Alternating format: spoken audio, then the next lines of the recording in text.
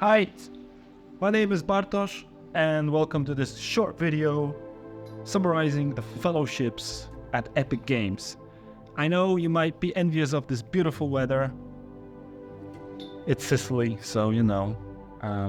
Anyway, enjoy the video, and this is my recap on what happened in 2023 and all the amazing people and experiences I had working on the fellow. So, 1, 2, 3, 4. 1, 2, 3, 4, 5. 4, 3, 2, 1. Yeah, finger tracking. 1, 2, 3.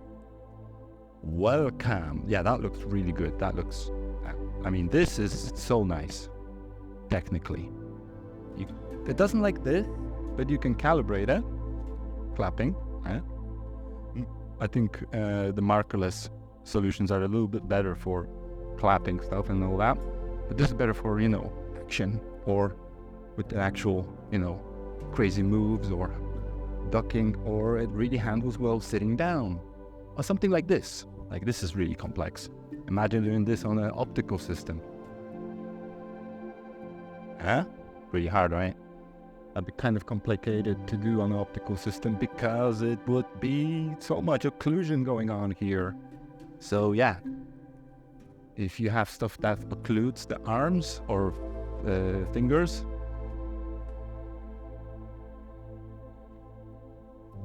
you get the point, right? Makes sense to use this. Pretty precise, right? That's what I can see. So I'll be using that maybe for the demo. All right, I'm going to join the classes. So hi there. We'll go over the fellowship now, the video. I'll give you my commentary and also my insider look on this amazing fellowship that happened. Yeah, let's just jump into it. Let's make sure our camera is running perfect. All right. So this is the animation. I'll just watch it and I'll pause it as we go along so you can kind of understand what I'm talking about. I'll turn up the volume just so it doesn't bother us, right? We just focus on the audio. The first scene done by Manuel Gotez. I hope I pronounce everybody's name right. Yeah, I'm not going to go on the audio here because the audio is unique in its own way. We kind of pushed it here in the fellowship more than any, I think, group did. Just because we had, I think, a little bit of extra time that happened because we approached this in a kind of particular way that I'm gonna mention here in a moment. Now, Manuel did this animation manually using that did this animation using Control Rig, and we fell in love with this watching it with Andre, who is the mentor here on this project. He basically said to him, well, let's open up with your scene, the whole animation. And he was like, really? Why? Why do you want to open up with my animation? And we were just, because it's amazing and it's playful, and it means it's just a really cool way to open up with something that's not done in motion captures. Let's just watch it back.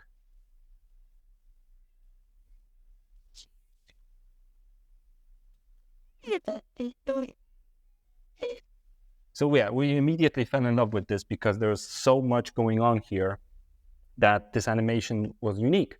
And it played with the sense of audio in it that was really cool, right? Because audio is such an important thing in animation. And we kind of went all in with audio, but at the same time, we had to pick a track. Now, when picking a track came along, there was a lot of, let's use this track. No, this track is better. This audio track is better. And a lot of groups in the fellowship kind of started thinking about which audio to pick. You had to pick one track that we had to go with, right? So it wasn't an easy task to kind of say, all right, let's use that one and just go at it. But we did. We went all on it. We just on Slack started discussing, what do you think about this track, this track, this track? Did a quick voting system. And I think we were one of the first groups to actually pinpoint that we want to use this music. And that gave us a lot of time to work on animations instead of thinking about what audio to use, if you know what I mean, right? So audio is really important, but we made that decision really, really quick in order to have that animation already, the audio already locked in, so we wouldn't have to worry about it. Once we had the audio, then it became a breeze, right? Now, I'm going to go over to the next step of the animation. By Ilya Nodia, an amazing track, amazing animation. He pulled everything together. Like, he really, really, really pushed the whole group and just said with his work a big statement, because this work is amazing in so many ways. He did a cool breakdown on his YouTube channel, which you can check out. I'll link it down below, which just shows more in depth what he actually did. But he was one of the first animators to use Move AI to the most extent that he could come up with, right? There's so much going on here. I looked at the camera and I already missed the whole animation. So he used 4 iPhones, right? And put them, all around, and used Move AI to capture this animation. And he performed this animation using motion capture on his own, right? And then pulled everything into Unreal. And the robot here was made in control rig. He built the whole control rig in the system. And that way he could animate it by hand, but also combine it with motion capture. So this is really cool. It's a great opening shot by Ilya, where he showed how to combine control rig with an actual mocap system that in this case was Move AI. And it worked brilliantly. I mean, he nailed it. I mean, nothing I can say bad about this, because it's brilliant in so many ways. And he used like this little touch here, where just that one animation of that frame shows that really that impact of the robot. And he was able to just pull it all together in a nice, smooth way, where the actor here, the character here performs and just hits the button. Okay. All right. Now next, James Simpson.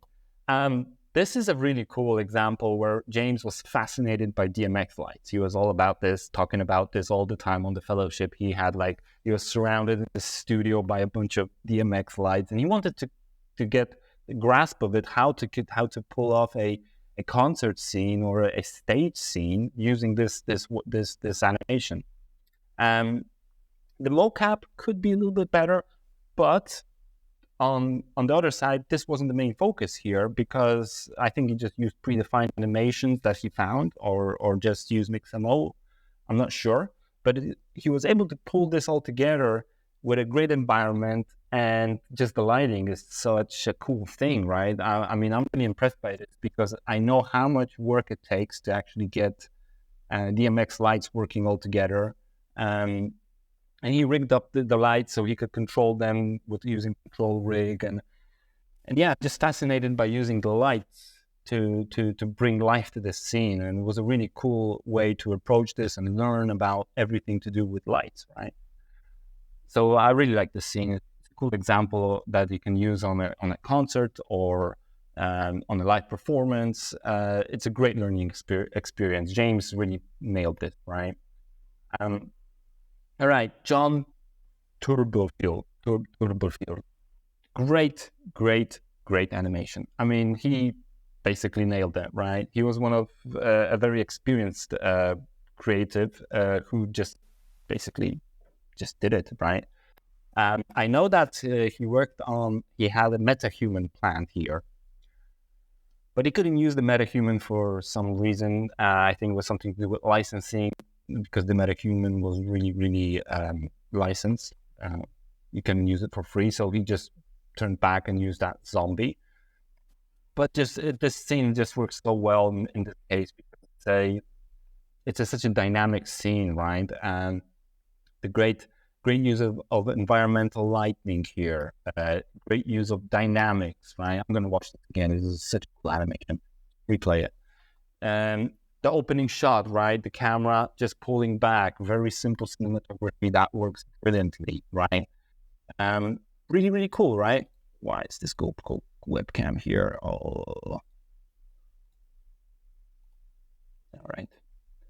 So yeah, this was an amazing animation, and just such a cool way to show off your skills with two characters, right? And there's a whole story around here, right? That you can see that the girl was escaping and trying to run away. Warrior girl in a whole armor suit, jumping over obstacles and just making it to the button and pressing it and finishing up the scene with a blast, right? Yeah, brilliant. Dawid Bunio, amazing animator, right? He animated all of this by hand, as you can see, by hand. And it just turned out really, really playful and nice. And we were really, really astonished by how from a block scene he came about to make this animation more and more playful and more just the overall great way to approach this, because his blockout scene was very, very simple, super rudimentary. It was just essentially blocks here of he had a little block here, a little rectangle here, and these rectangles were just like jumping ahead, jumping like on each other. And I when I watched the first blockout scene, because usually in the fellowship you have the first week to just create the blockout and nail down the idea, right? So in this blockout scene, this wasn't here, and after like the next week, we saw his animation just evolve into this beautiful piece. I mean, this is really cool, and then just the idea, right? It's really, really nice that the way you approach this, and just is such a talented animator. I'm going to start with this. What I love about this the most here, which is the transition shot where, you know, the character just kind of jumps up and you can see his belly bump bounce up, right? So he also did change the character a little bit, put a little button on his head, which is a nice touch with the whole theme of the animation. And the story is cute. I mean, it's a hand versus a puppet. I mean, this could be essentially a little computer game out of this little cinematic, right? Just as an opening trailer for the Hand versus Muppets or something. I don't know, but it's a really playful and stylized look that I dig, right? And Dawid Bunio just really nailed it, right? All right, and press the button. And next up, Gabriele Lai. One of the best, if not the most, I would say, creative in the sense of story development, and just in the little touches and how the camera works, and everything around this is just such a cool and nice way in animation, right? I'm pausing this all the time, sorry for Gabrielle, but it's just a nice animation. Yeah, correct little window and it just blasts off, right? I'm gonna watch it again. Really, really nice, really brilliant. I love that you start off with kind of, you know, blocked out cinematic shot from the side, right? And then you go, whoa, right, there's a lot happening here. Let's have a look here. So we zoom into his cockpit, right, with this dynamic camera moving into place. So you can see him pressing the button, hitting launch, camera pan backs out, and then just all the particles. You're expecting that this will work. He's like, why is this not working? Oh, we better correct this. Oh, and he's all happy. And just give a little bump, and that gets into the whole particles. I think he really worked a lot. Gabrielle worked a lot on particles here, Niagara particles that were just brilliantly put together here, and just work wonders. And you know how particles are in Unreal. They're not the greatest to work with. They're not the easiest to work with. But if you can get them and put them in the right places, they really work wonders, right? As you can see here, right? It's just beautiful scene, right? Now, György Jánosi, György did a motion capture scene. I was one of the actors here, so I performed using the Rokoko suit on this animation, and we kind of came to the conclusion that this character here is placing a GoPro and trying to capture the scene, and something unexpected happens, like this big blob here. So he kind of runs away and says, "Oh, what is this blob?" And so the whole mocap was all over the place, but he was able to get that few seconds of my mocap that was actually usable here, and it just put a bunch of particles on. He has a lens flare, all that, and then we kind of discussed a lot about being part of the scene where what is the camera doing in the 3D scene, right? There was a lot of discussion about this, and this animation really nails it, because he actually flips up the camera and the camera transitions into the next scene. So that's really, really nice, right? Yeah, I really like it. So one of my favorites. You know why? I'm a little bit biased here because I did the mocap for this, but I think it's a cool scene, right? Now, Harshit Penamata, great sense of color, sense of aesthetic, sense of cinematic. I wish he had more time to work on this. That's all I can say. I think it was mainly to do with time, right? That this could be a great polished animation. He didn't use any mocap, I think. He just used predefined animations that he found on Marketplace or whatever. But he hand animated everything here and just came up with the brilliant scene and one of the greatest, thumbnails that represent the whole group's animation. So he had a really great taste of, just look at that shot. This is such a beautiful shot, right? Just being the character here, right? From Paragon, I think, which is a great source of 3D models on the marketplace that you can get for free, right? And it was just a really, really nice way to pull together, fighting the robot, and just there of course there's stuff that you could improve here and just make it a lot better. But I think he did a fantastic job right now. Now, Belisaire Earl. Yeah, this animation is one of the, I think, one of the best world building scenes. You can see here how expansive his world was while the shot just happened in this little. See, you can just see a little glimpse here. Like, it's such a cool animation, how quick it happens, right? It's only 50 seconds. Now, you can see the animation happening here with the transition, just with the pan of the camera. And you can see the Manny character witnessing a piece of space debris hurling at the space station, and just general impact here using particle camera work, and the Manny being pulled off through gravity. Played a lot here to get that the weightlessness of the scene, and just brilliant. Now, Belisaire and Kadel Barton, these two animators nailed it. I'm going to say why, and I think most of us you can agree. And they basically exchanged, right? You have my camera work, and I have the same camera. And through that, you can see here how brilliantly this works when one scene just flows into the next one, right? Seamless, just brilliant. Kadel, big props. I mean, you did an amazing work pulling all this together.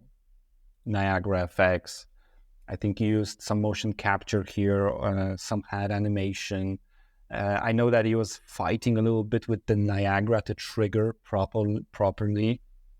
As I said, particles in Unreal Engine are tricky to work with, but he pulled it off, and it just works so nice. I really like this animation. It's such a powerful piece, and just this transition between these two are just brilliant, right? Just works so well, as you can see. Yeah, I love it. And next one, shot, and one of my favorite, right? All of these are my favorite, but this one in particular stands out in the sense where costasamarin just was able to pull all of this together and tell a great story while using the shots from the different animators who worked before and after. As you can see here, like this is a shot. I think here is also a frame from the shot. Here you can see the hand. I'm nailing this, and this mocap here,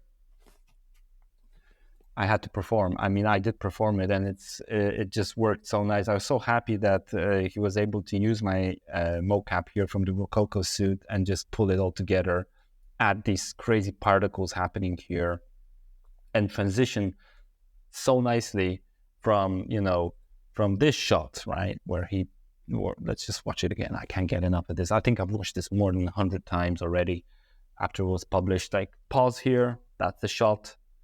You move around, right? And you can see the next shot happening here. Well, there's stuff happening here. Focuses the camera, moves back into the shot. Boom, next animation by Cathal Crumley. Now, Cathal did a really cool animation. Great story, right? When he published his first blockout scene, this looked nothing like this. And by just a great decision by our mentor, Andre, he was able to get this stop motion effect by just lowering down the FPS.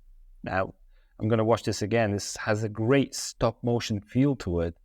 And we kind of had to do this because it was a creative choice, but that it helped also to not see how much the animation wasn't perfect, right? Because this animation wasn't perfect.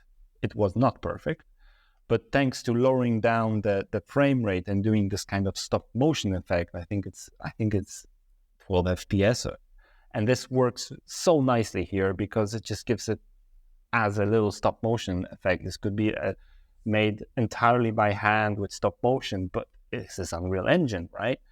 And this, here you can see the Paragon character, the bear, getting destroyed by this drone here, and nicely transitioning with the explosion into the next scene of Noel Mahoney, which just ends this amazing animation fellowship with a own character, rigged up, animated by hand, and put in a scene that just works perfectly. I think this is from the marketplace, but the character was his own. His rig was he made on his own. He wanted to really, really learn how to use Unreal Engine to the most extent and of controlling a character. So this worked really well. This animation is such a cute little piece. Brilliant colors. Just such a nice way to tell a story and finish off with a blast, right? And yeah, this film by amazing animators was one of the greatest education experiences I had in a long while in my whole career, I would say, because working with these people showed that and the mentors and the technical directors who were just brilliant. They helped everybody, and the whole camaraderie of the fellowship was there, right? Because everybody was helping everybody as much as they could, right? My role in this was to get the animators over the obstacles of rigging characters and importing animations quickly. So these things could happen, right? I provided all the animations that I could, and just quick videos showing how to rig up everything, right? And that helped a lot because we were really quick on the edit. And this is a lot thanks to our mentor, Andre, who was able to push out these edits as fast as he got the animations from the animators, so they could only focus on their little bit, while the whole edit was really fast, and it was already there, right? In the first week, I think, we already had the blockouts, while some of the other groups was still thinking about, who goes first, or which audio track to pick, or what's the story, or I mean, they also nailed it in many ways. But I saw by just looking at the work that they were approaching this a little bit different. We did it in a very particular way, where the animation from the edit was just iterated and iterated and iterated on that, right? And that helped a lot to bring this piece to life, right? Because we had a little bit more time than other groups to polish some of the things, like audio mix, right? Something that wasn't mandatory, but we had some little extra time, and I think Andre was able to add these little things that would happen along these animations to just bring them to another level, right? So to sum up, right, I think being on the fellowship is one of the coolest educational experiences you can have, primarily because you get to interact with great people who are passionate about their work. They're passionate about learning. They're passionate about sharing a lot of the process, right? There wasn't a group or even an individual who said or was trying to be, in a way, how can I say this? Yeah, protective, or not trying to share enough, where it was just very, very open in that sense. And that gave a lot of push to just learn, that everybody could learn all this together. All right, I think that's enough from me. I hope you like this video. It's a reaction video. I didn't plan on doing this, but I just thought it would be a nice documentation of this experience. You can check out the other fellowships that I was also part of, the World Building Fellowship, which was amazing. It wasn't it wasn't about animation. It was only about building the world that later we can use for animations. So that was that focus, which was this world building. I'll just play it back and just finish it off, because it's a great way to just see how a story develops just by using the world itself, rather than focusing on the animation. Of course, animation was part of this, but the main focus in this case was to create a great world, right? So this was a really cool learning experience. I think a lot of architects, a lot of environmental artists here gained a lot of experience just working on this. Now, my hope that Epic will be able to combine all of this virtual production in the production folks, building the animator, into one, let's say, amazing fellowship that could, pull all of this together. Imagine those animations in the world, right? It would be really, really cool to see one day where world building work with animators together, create something even cooler, right? All right, thanks for watching. I'll see you in the next video. Bye-bye.